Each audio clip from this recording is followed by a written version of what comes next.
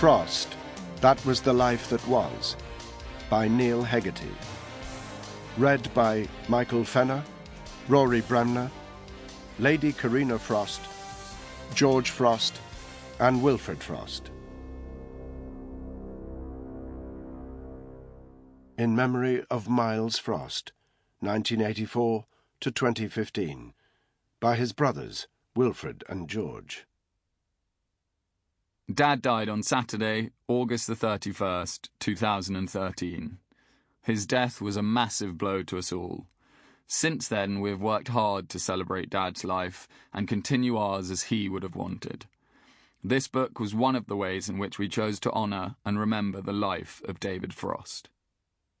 On Sunday, 19th of July 2015, our older brother Miles died, having collapsed whilst out jogging. He was 31 years old, and his death was sudden, tragic, and unfair. This has been another terrible blow to our family, and it has been even more difficult to comprehend than losing Dad. Miles was in his prime, fit and healthy, and with his life ahead of him.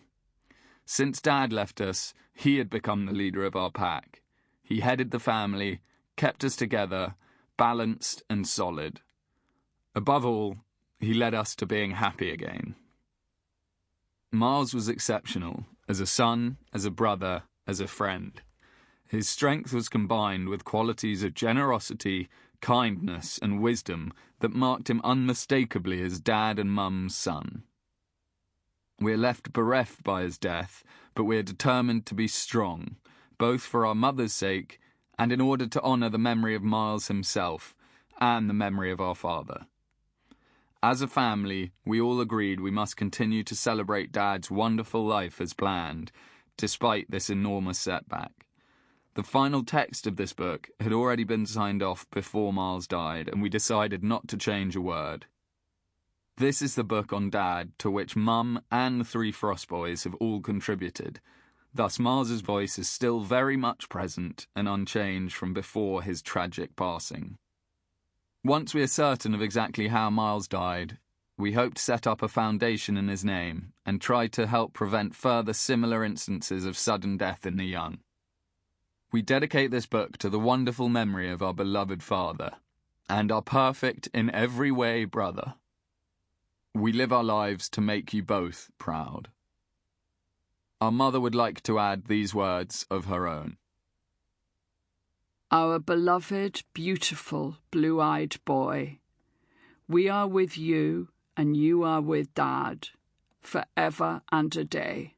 All our love, always. Preface. Carina Frost recalls, It was with trepidation that David and I sneaked into the Donmar for Frost Nixon. At first, I felt like I was locked into a huge deep freeze.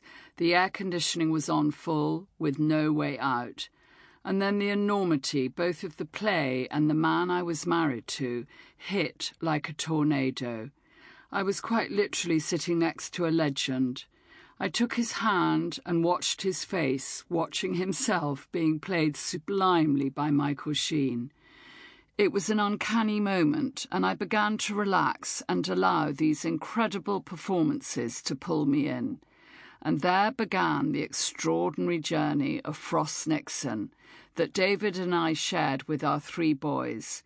We were so proud, and we had such fun.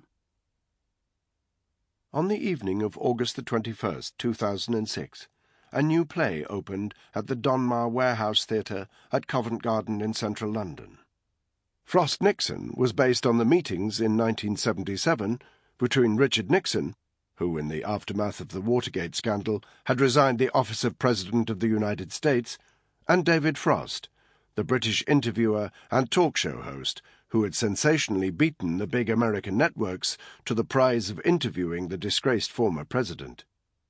Sir David Frost was now 67 years old, and a very different man to the one who, 3 decades previously, had met and jousted with Richard Nixon on the coast of California.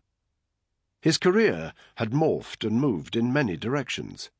He had been there at the beginning of breakfast television in 1980s Britain, and he had gone on to Sample complete. Ready to continue?